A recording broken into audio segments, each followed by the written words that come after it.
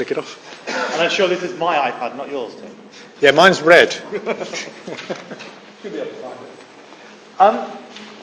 I mean, first following on from Nick's presentation and following on from some things I said today, is that I have a real issue with digital inclusion. Some of my issues with the way digital inclusion has been pursued in this country are, my first issue with it is, if I've never used a computer, why would I seek out a room full of computers and go and sit in it? And that has been our approach to digital inclusion in this country, is that we filled rooms full of computers and said this is a digital inclusion centre. That doesn't work for me.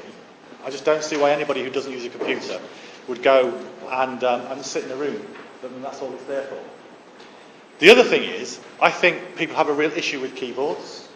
And you saw from Nick's presentation that they're looking at tablets. I think tablets are the future. Maybe even phablets. Do people know what a phablet is? It's a cross between a phone and a tablet. Actually, the iPhone 6 Plus, have you seen that? You know, they're like big phones. It's really funny because we entered this period in this country where phones got smaller and smaller and smaller. You know, and then all of a sudden they start getting bigger again. And now they're getting even bigger. So, the iPhone 6 Plus, it's about sort of that big. iPad mini is very popular. The iPad's very popular. I've got an iPad. Tim's got an iPad, if you can find it again. I actually think one of the things that I've found is that people don't like keyboards. I mean, you know, the keyboard was invented to do a particular job. The keyboard was invented to go with the typewriter. And you know, the keys on a keyboard are organised in the way they are to stop the keys sticking together. So that when you had those keyboards on a typewriter, some of you won't know what I'm talking about. You know? If you're under about 30, you won't have a clue what I'm talking about. But you know, typewriters, you used to hit a key and a big metal lever used to come out and smack against the paper. You know, and the reason why the keyboard was arranged the way it's arranged was where the keys are was that so that the keys that are used the most were not next to each other. Because if they were, then the two metal arms would sort of smack into each other and stick. So that's why the keyboard is arranged the way it is. You know, it's a total historical thing that we don't need anymore. That's why I think tablets are more popular. One thing I've found as well is that I've come across a lot of people who, you know, it's probably true that if you're over 45, you didn't use a computer at school. Yeah? Probably most people under 45 would have used a computer even if it was towards the end of their school career. If you're over 45, you didn't use a computer at school. So if you're over 45, you left school and you went into the workplace. Now if you went to a job that didn't use computers, never had a job that used computers, you would never have had reason to use one. If you'd seen them, they were probably the typists. You know, the typist in the corner of the room would have a keyboard and a computer. So that's what you associate it with. You know, but a lot of people now in this turbulent labour market we have, you know, people are losing their jobs and they're finding that having worked for 20, 30 years, they're now being told you can't get the job. There aren't any jobs that don't require some kind of IT skills these days. And also, you can't apply for benefits. You haven't got an email address. And shortly, you won't be able to apply for benefits unless you actually apply for them online, as Tim said, for Universal Credit. So the world is changing radically for a lot of people. And for a lot of people who've never had any interest in computers at all, or never any reason to communicate with them. You know, and the thing is, you know, I'm somebody who has used computers in my job quite a lot. So I'm quite familiar with a keyboard. You know, I had to learn it in the first place. But I know what a keyboard is and what it does, and I've used it a lot. You know, I could even probably use one with my eyes shut. I never learned to touch type, but I know where most of the keys are. But if you've never used one, you look at a keyboard, well, why are they in that way? I've told you why they're in that order. But it's completely, utterly confusing to most people about why keys are in that order. You can just about, if they were in alphabetical order, you might get by. Yeah, conversely, as someone who has used a computer, sometimes I use touchscreens and the keys are in alphabetical order, and it's like, wow, I struggle when they are in alphabetical order. So, that's why I think mobile phones, tablets are the way forward. I think putting someone in front of a keyboard can be a real barrier. And I would urge you, if you can, try not to do that. You know? So, and as Nick's presentation says, there are some cheap tablets around. You know, I would say if you can afford one, get an iPad. They're wonderful devices. You know, they're intuitive, they're beautiful, they do all sorts of wonderful things. The thing about Apple is it has this way of doing things, but you know, it also charges a premium for those ways of doing things. Apple kit is expensive, whether you're talking about a laptop, a phone, or a tablet. It's all very expensive. But there are increasingly cheaper ones these days, particularly Android tablets, Windows phones. You heard Nick talk about Windows phones earlier on. You know, prices are coming down. So I would say if you can, if you're doing digital inclusion, if you can, please try to use something that doesn't have a physical keyboard, you know.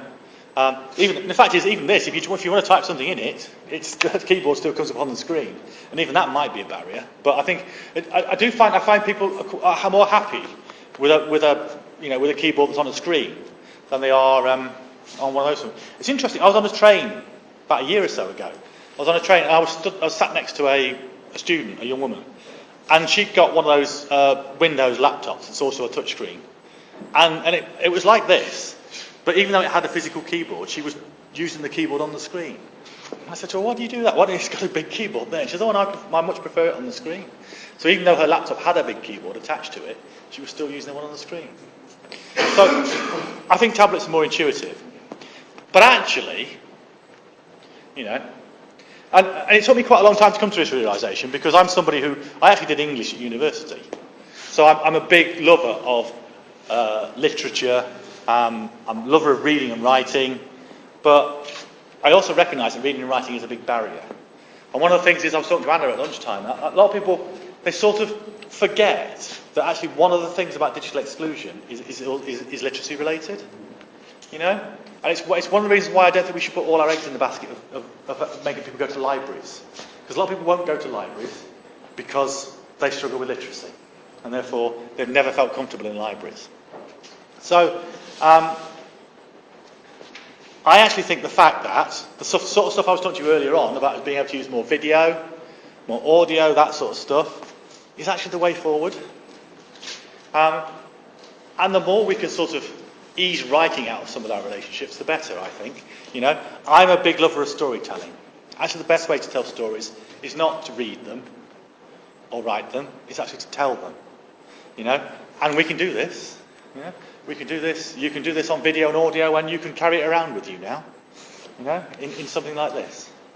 So, you know, what I would urge people to do, and I think we should be exploring this more, is how much can we use video and audio to tell and listen to stories on portable devices, and how that can help people develop and help communities develop as well. You know, let's tell our stories using these sort of things. You know, the wonderful thing is when I'm doing those digital tea parties, you know, you get an iPad out, you Skype someone at the other end of the city, you know, and you just walk around with the iPad and there's somebody there who's not in the room, and you know, some people find that really magical. And it is magical. You know, you'll give them the iPad and they'll see somebody there and they'll go looking around the back. See what, you know, they must be hiding in there somewhere. You know? So, actually, I think the internet is magical. And we should stop there. You know, let's forget about the technical stuff and the pirates and stuff. It's actually magic. Because if you showed somebody this, you know, if you showed somebody Skyping somebody on an iPad and you went back in time to 30 years, they would think it was magic. Because they could not conceive of how you could do that 30 years ago. Yeah. It's the Daily Prophet in Harry Potter, where the switches move and the paper. Yeah. It is weird, though. Yeah. So, yeah, and that's one of the things I think people have problems with technology, is they can't conceive how it works, and therefore it must be magic. You know, so either it's positive magic or it could be evil magic. You know, it depends on how you view it. But yeah. So in terms of hardware, I'm a big fan of community Wi-Fi. You know, and I think we should just build it. You know, I don't think we should research whether people want it or not. Just build it and then see how they use it, because they will use it. That's the thing we found with the Hugo bus. Yeah, build it, but it's true. If you want a really, really good example, I work with an organisation called Barn, and you should look them up. It's B4RN. Look them up online. They're a group of farmers and villagers in North Lancashire. Actually, in and around that village where I did the cricket match.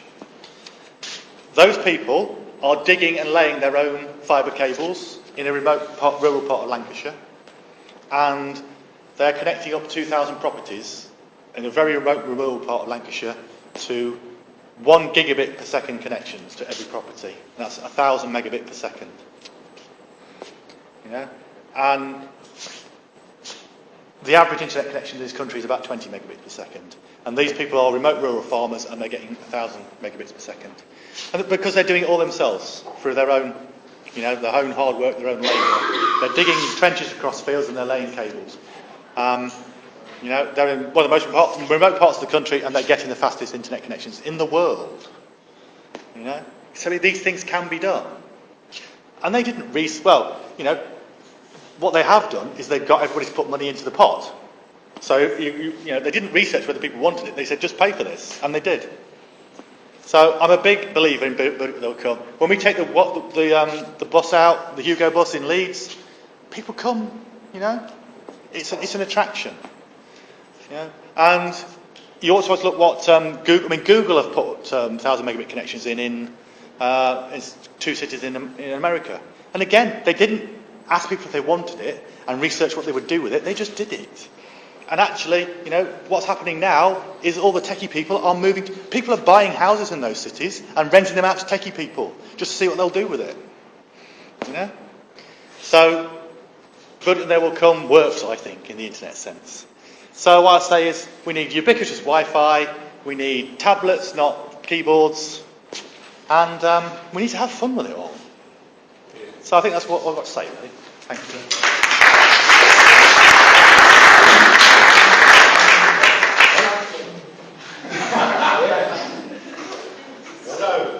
Chris. So, I do have a question about equipment. And that is, a lot of older people would have bought a television set and would expect it to last for 15 years.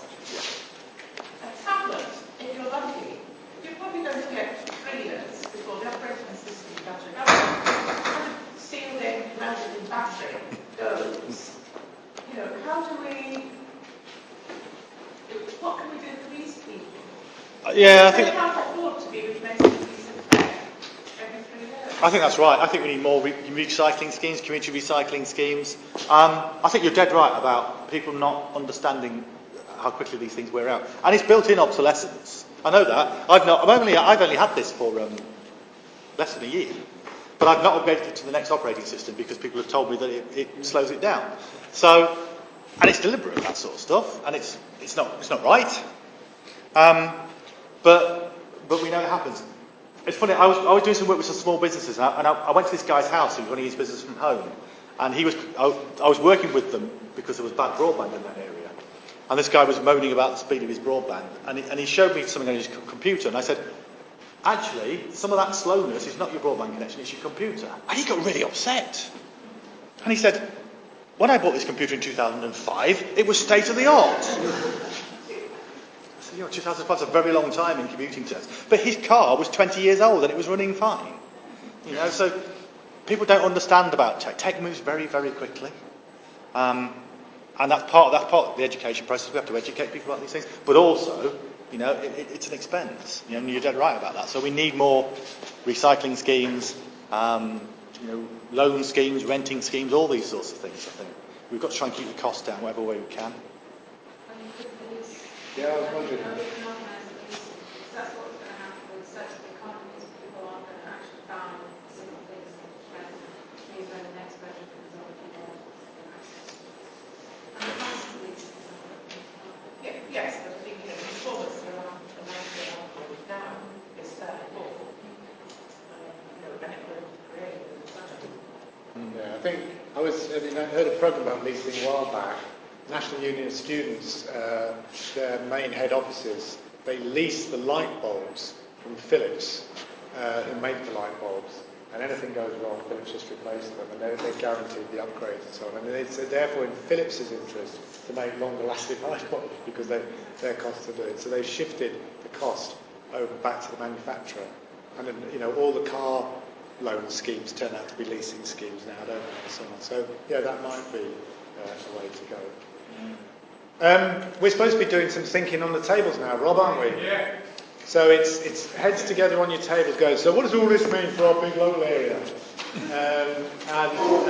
It could be, we need to talk to that nice man who was trying to sell us one of the various things we tried to sell you today.